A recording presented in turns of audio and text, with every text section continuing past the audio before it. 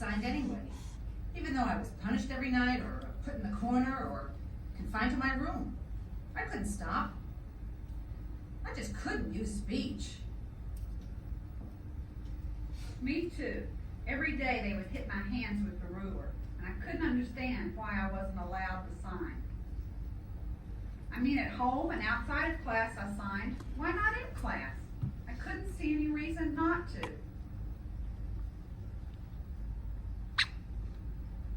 I was very fortunate. I never had to practice speech and lip reading, and I could sign anytime I wanted to. Lucky you. If they didn't let me sign, I'd be hopelessly lost. I'd be a real dope. I'd end up locked away somewhere. I can't imagine what it would be like without signing. I'd learn nothing at all. It almost did happen to me. When I was very young, I went to the Lexington School, which was oral only. I'd fall asleep in class and most of the time get into trouble. Finally, my mother sent me to Fanwood, where sign was used all the time. I picked things up quickly there, but I lost the first valuable years. Happy I went to Fanwood and didn't stay at Lexington. Many deaf people have had experiences like this at school. Being punished for signing, being forced to use speech and lip reading only, and feeling confused and frustrated. These were all part of a deaf child's daily routine. It's probably one of the strongest reasons that deaf people cherish their right to use their language, so cruelly denied them in childhood, and why they do not ever want to lose that right again.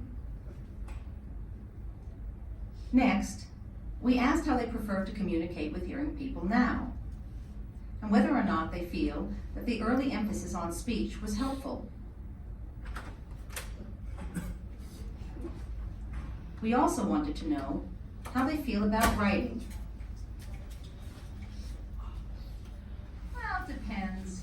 There's no way I'd be caught without a pen and pencil. If there's a problem, I just write what I want to say. Clear and simple. It's better than struggling orally and always having communication breakdowns. Write down what I want, and once is all it takes.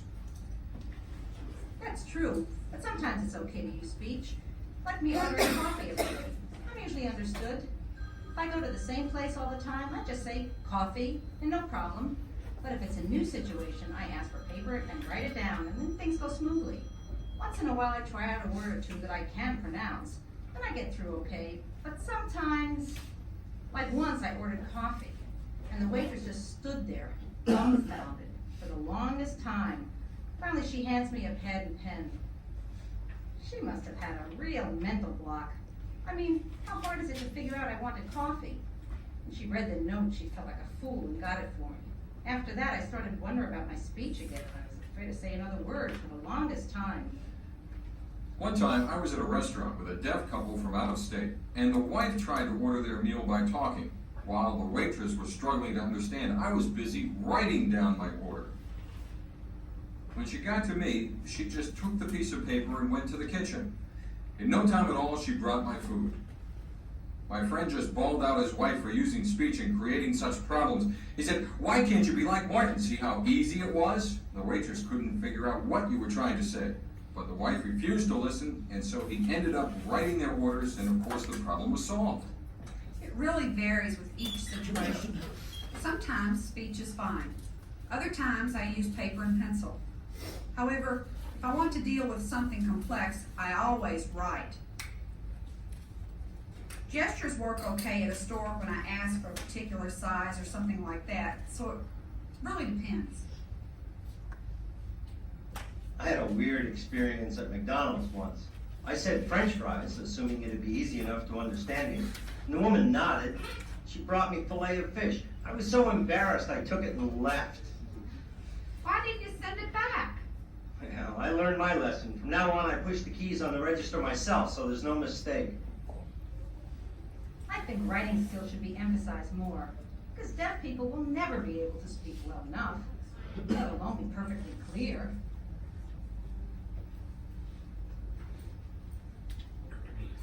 I think it depends on the needs of the individual. I think the children should have some speech classes, but it shouldn't be so heavily stressed that writing is ignored. Writing is a higher priority than oral skills. A profoundly deaf kid doesn't need any speech training, just writing. If someone demonstrates speech abilities, they should be encouraged to work on oral skills. But if they can't hear and understand sound at all, they shouldn't be forced to use speech. It's really a waste of time to pull kids out of class to have a one-on-one speech training drilling on individual sounds. I'm against that. Everyone should have basic speech training and then spend most of the time on writing, which is far more important. It is important because we need to write in almost every situation. Once in a while, we use interpreters, like when my grandson voice interprets my order in a restaurant. Well, that's fine because it saves us some time. But when I'm alone or with deaf people, I have to use pencil and paper. I remember being at school in New Jersey where oral training was really stressed. Every day we would endlessly repeat speech rhythm patterns by tapping our hands over and over. I even got an award for my good speech. Then when I started to talk to some hearing people, they would look at me as if I were from outer space.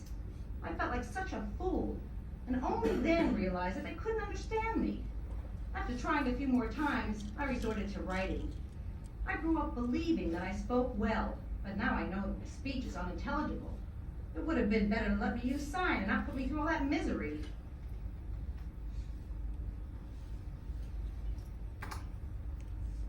I do feel, though, that schools should offer speech courses. Some want to develop their oral skills and some can speak well. As Harvey said, it varies with the individual. Everyone should have a basic class where they can achieve at least some minimum level of speech skills. But children don't have any power to decide what's right for them. The school decides. And in my case, they put me in speech training even though I clearly didn't want to have it. They said it was necessary for all young children, so I had no choice. I wish children could decide. And if the parents go along with the child's wishes, then the speech training should be waived. Instead, the school makes promises to parents that it can't keep. And it gives them false hope. So all the kids end up in oral training, as if it really makes a difference. I remember a long time ago visiting a cousin who was a nun.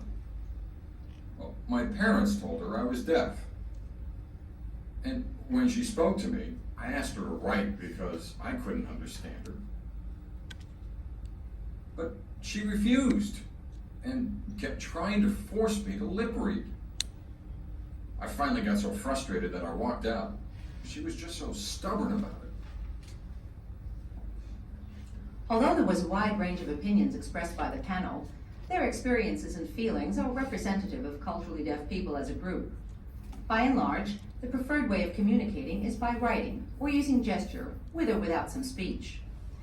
In addition, people feel that extensive dependence on speech usually leads to miscommunication and frustration for everyone. The shock of discovering that one's speech is totally inadequate for communication after years of being praised for speech mastery in school is a commonplace experience and is told and retold among deaf people. One reason for this is that speech pathologists, audiologists, and others who work with deaf people have a perspective on speaking skills which differs considerably from the hearing world. They either become so accustomed to deaf speech that they believe it will be intelligible to outsiders, or they believe that what constitutes good speech in a deaf context is also good speech in the real world. Naturally, deaf people feel their oral training was a waste of time after they're confronted with reality. That's why writing skills are so necessary. It serves when speech can't. But instead of responding to deaf people's desire for improved literacy, the reaction to oral failures has been to invent and impose artificial sign codes which are supposed to teach English. These systems are widely used and have created concern about whether or not these codes will replace ASL. We asked the panel if ASL would ever die. Never. ASL will always be around. Impossible. Especially now with videotape to record and preserve it, just like they did way back. I think it was a teacher at Gallaudet. They made some films. Thomas Gallaudet, you mean? No, it was a deaf person. Anyway, there were films and they used older signs. It's great. And now we have signing on videotape. So it'll always be there to share among ourselves. ASL will always be used. It won't ever die. Never, never. Whatever they force on those kids at school cute speech, PSE, C, or whatever weird signs they come up with. The fact is, when the kids are away from that situation, they use ASL. That's their natural language. It's always been that way. ASL is part of a deaf person's soul. It's too powerful. It survives despite what they're doing at school. You know, it's funny. Before people began using the term ASL and talking about it as a language, the battle lines were drawn between oralism and signing as educational philosophies. Then signing gained more acceptance, and along comes C. Now we have ASL advocates and MCE supporters at opposite ends of the controversy. So many people are realizing how important ASL is, and we want to prevent them from ruining our language. We want to record ASL so that our young people can share the joy of the language too. No, I noticed that if you compare the two groups of people, one using ASL and the other signing English, the ASL group is much more expressive. A signed English conversation is so boring. An ASL can go on for hours. It has to do with natural communication and using ASL's visual grammar. It will never ever die. ASL will be around forever. It's our language, and it allows for clear communication. By inventing these signs, they're making it impossible to be fluent in sign language. Why don't they just leave our ASL alone? When I was younger, I never realized that what I was using was ASL. We called it deaf people's language. Then at school, I was told that I was not using a good language, that it needed fixing and improving to be like a real language, English. I had always assumed I had a full language, but I started to wonder about it because they said I left words out. As time went on and I learned more, I understood that there was nothing wrong with ASL. It's our language and perfect just the way it is. It's different from English and it shouldn't be tampered with. I have some real reservations about invented signs. I once taught at the school and I was not permitted to use ASL, so I signed more English. I'll never forget this one student who was learning words like going and hoping. On his paper he wrote, "I am go hyphen," instead of G-O-I-N-G. You know the way they sign ing and MCE? It looks like a dash in the air. So all these kids' ing words were written like that, with a hyphen. The students were so confused from those C signs. I think it'd be better to spell out the whole word, G-O-I-N-G, to show the endings, and not create problems with these symbols that the children don't understand. I don't think it's a good idea at all.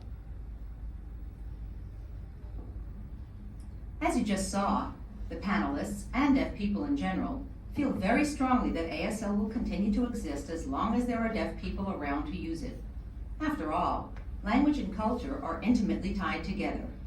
As long as there are schools for the deaf, clubs, and a deaf heritage, the language will live. ASL is, above all, a natural language, which is comfortable for its speakers to use. Nevertheless, there are persistent efforts to eradicate ASL through mainstreaming. I asked about the consequences. I know about some orally trained people like that who weren't allowed to sign and who were isolated in a public school.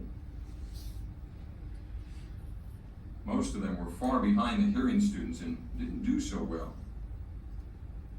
Well, then they graduated and met deaf people. Even as late as 25 years old, they'd pick up signs so quickly and begin to learn things. I've seen it happen. True. I think that the parents' decisions really have a tremendous impact psychologically. Mainstreamed or oral kids can't cope when they leave school. They're confused. They go through an identity crisis. There are serious emotional problems because the person doesn't fit into either world. They're in limbo. I think that happens often.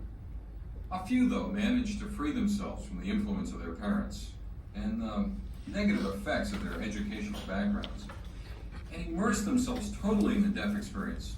They learn to be deaf pretty fast.